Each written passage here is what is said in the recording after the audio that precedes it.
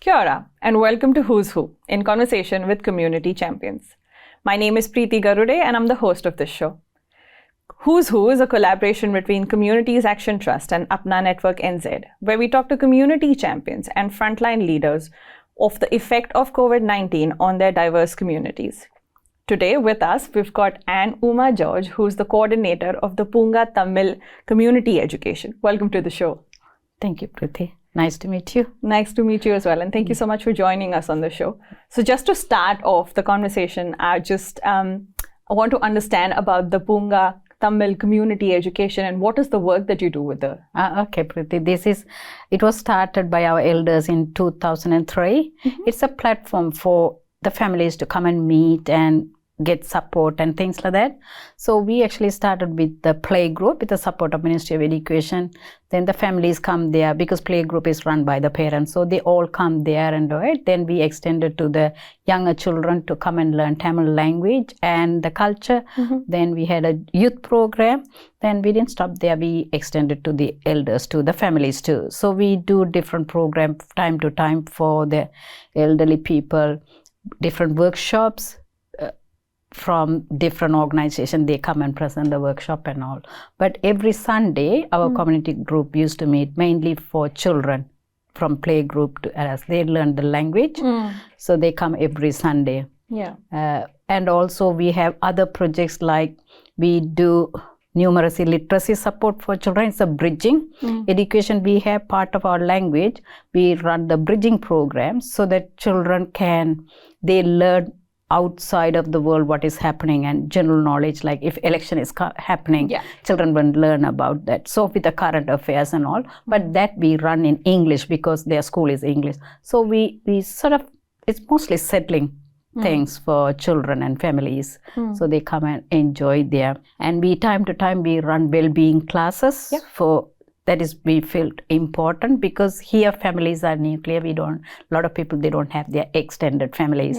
So they need that support. And it is completely different to our own countries from where we're coming. The culture, everything is different. So sometimes our parents struggle. So they need some sort of guidance and things like that. So different organizations come and tell them how to overcome those hurdles and things like that. So those are the things we used to do. And to make a bit of a booster, we always, every year, end of the year, we used to have a cultural program in a big scale. We invite everyone, outsiders and everyone, to see how children are doing. So we will have a prize giving because during the year, we used to have different talent quiz and things like that to keep children occupied and enjoy. So those prize giving and their dance and performance we used to do. We initially just started, then we found it give children confidence going on the stage, doing MCs and dancing and things like that. So they don't feel shy in their main school. So it is a break for our children to break out from the comfort zone, I would say, and to mix and mingle with other people. Children are very smart. They come out and do it. And so it was another thing we used to do. Then what we thought was when they are learning the language, it is to keep the parents also this thing. We started the exams. So we do international exam, Tamil exam, which held in Europe and other countries. Nearly 40,000 students used to sit there. So we take those exams here and the papers go there and come. So what's this exam about? Sorry? It's about Tamil language. All right. Oh, it's a language exam. Wow, language exam. Yes. So it's an international exam. And other one is just joined with the Australian one. So Australian syllabus we do it, and that's a language exam we used to have. So one is in mid-year and one is end of the year. So that give bit of, and that is not age-wise, so something good because children won't start from 5 years. They start in different age, adult age also they start learning. So they just take exam. So it is not age based. So it's really good for everyone to learn. So the flexibility is there. Oh, that's fantastic. That's a lot of initiatives that the community education organization does. So primarily, obviously, all of this has been face-to-face Yes. that would have happened. So when COVID hit, it probably would have hit quite a bit and really strongly to the community and the work that you do. Did you see the well-being of the community get affected during the pandemic? Of course, because when everything was shut down initially for the COVID, people have no way of meeting each other, and we can't go out, we can't visit anybody, and we didn't have that Sunday meeting and everything. Yeah. It really affected, because it's something, I mean, to say we are resilient, but still this is something new. So we did have a problem, but we wanted, I mean, some people are affected because of financially, and also staying inside the house with the children every day, not going out. Children also got upset, and also parents go. So it was a bit of a challenge. Children going to school and coming, and that's a different life, and staying the whole day at home. It is not easy for anybody. Yeah. And parents did have those challenges, and children become a challenge for them too. Yeah. And financially, it was a stress for this thing, for the families. Yeah. We did face this thing. As a community education, we were doing everything, and all of a sudden we were curled up. Means it's not an easy thing. Then we started thinking how we are going to come out of it. Yeah. Yes. So how did you, what was it that helped you overcome and help the community at that stage? The thing is something we normally, then we had just online meeting, and a lot of things we learned too. Like earlier, we never used Zoom. Yeah. So that was something new for us. So we had Zoom meeting. We discussed what we are all volunteers. So we asked volunteers how we are going to do it. Then we learned Zoom, how to do manage and things like that, break up rooms and things like that. Yeah. And we learned about Google Drives, and even WhatsApp was very helpful. Yeah. So we started every Sunday, we decided we send lessons through WhatsApp. All right. And children do it, and the parents. It was a bit of a hard challenge, because not like we go on the board and writing. We are sending it WhatsApp, and it goes to the parents, and parents have to sit and do with them. Yeah. So, but that engaged the children too, and parents also, to do some work with the children, keeping their language and things like that. And also for the play group, we were able to provide some resources. But we did have a challenge of ordering online, because that time you can't go to the shop. Okay, yes, everything was. So when you look at the site and order, some stuff comes, some stuff don't come. So it is click and collect sometimes delivery.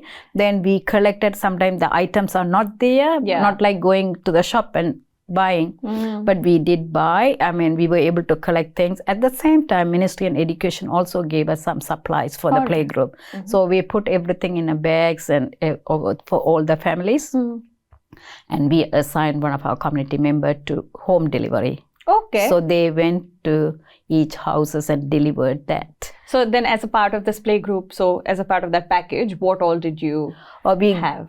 We had all the craft item. Yeah. We planned it. Our volunteers planned it. For this week, we are going to do, because normally when we are running a play group, we have an annual plan. Yeah. Each week, different activities. Certain activities we didn't do it, but most of the activity we did, including cooking. Yeah. So we put the recipes and certain easy one, what they can do it from home, and other craft material. And also our volunteers planned, and they put the activity sheets also inside, how to cut and do it and everything. Earlier we did in the Zoom, in the WhatsApp, teachers used to write it and put the pictures and send it. Then we made it as a booklet, and we gave it to them. Initially, we couldn't give a booklet because stationery warehouse we couldn't access and things like that. So we were this thing. So we gave the items, but then we started sending in the WhatsApp. Look at the picture and do it. Then children used to do it, and they post back on the WhatsApp. Oh, that's every fantastic. Sunday. Yes, it was really interesting. So different children make it different, and they post it, and other parents see and they post there. So it kept the family a bit of a healthy environment. Yeah. So we did that to the this thing for the play group. And the older children we were sending earlier on the WhatsApp. It was a bit tiring for children as well as parents, because it goes as this thing. But after some time, after the lockdown released, we did it, and we sent it to the printing shop close by, and he print and he gave us. Then we gave us a booklet. Yeah. Then we started doing the instruction, this thing. And time to time we had a Zoom classes, breakup room. We learned a lot, breakup room and things like that. So teachers come on the breakup room and explain the children what to do and things like that. So we did. It was really good. Yeah, and it was quite engaging for a lot of the younger generation as well as the older generation. So you catered to everyone at that stage. Yeah. But still we felt the women's having a hard time staying with the children, cooking and doing things and all. So we thought of doing, it is in our language, Valamana Valvu, means flourishing life. It's a workshop, ongoing workshop, a couple of evenings. Ladies come online, on Zoom, and there was another lady and mental health nurse was there too. So they gave some tips how to keep yourself occupied and be happy and enjoy what they are doing. And if you're not happy, don't do, like some sort of, it was really good. So we ran that workshop on Zoom. That's amazing, actually. That's really quite on point to be looking after the well-being of not just like one aspect of the community, but everyone who's involved in the community. So are there any initiatives from then that you have, now that I can't really say that we've moved past the pandemic because we're still a part of it, and it affects everyone in different ways and different formats. But is there, have you taken initiatives and programs from then and the learnings that you've mentioned into what you're doing now with the community education? Yes, now we back to face-to-face on Sunday, but we run numeracy literacy class on weekdays earlier, Wednesday and Friday, but during the lockdown we went on Zoom. But now we decided to continue in Zoom.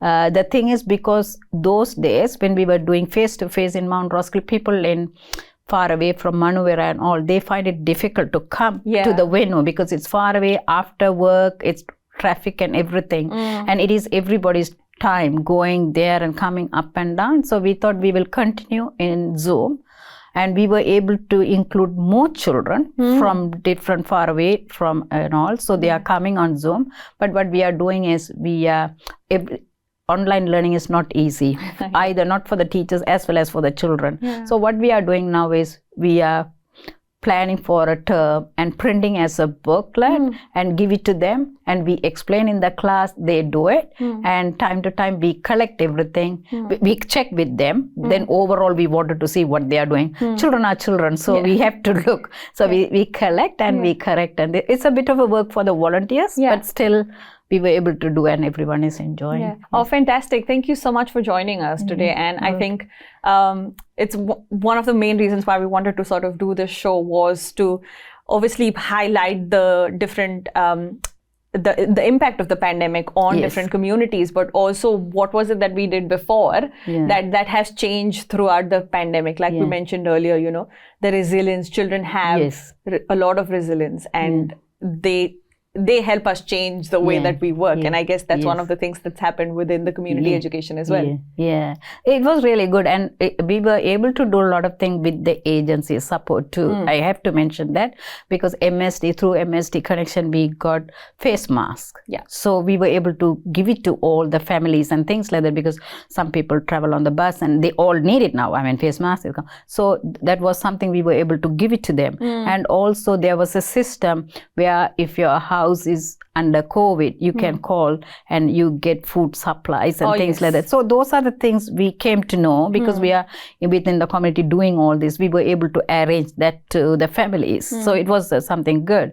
And the Ministry of Education also supported with the resources and things like that for the play group and all. It was really good. So we have certain things on place to help the community, and the community was take that and able to do it with all the volunteers and things like that. So it's nice. Oh, great. Thank you so much for joining us. You're welcome. Thank you very much for your time, Priti. Nice to meet you. And thank you for joining us. My name is Priti Garude, and I'll see you at the next episode of Who's Who in collaboration with Community Champions.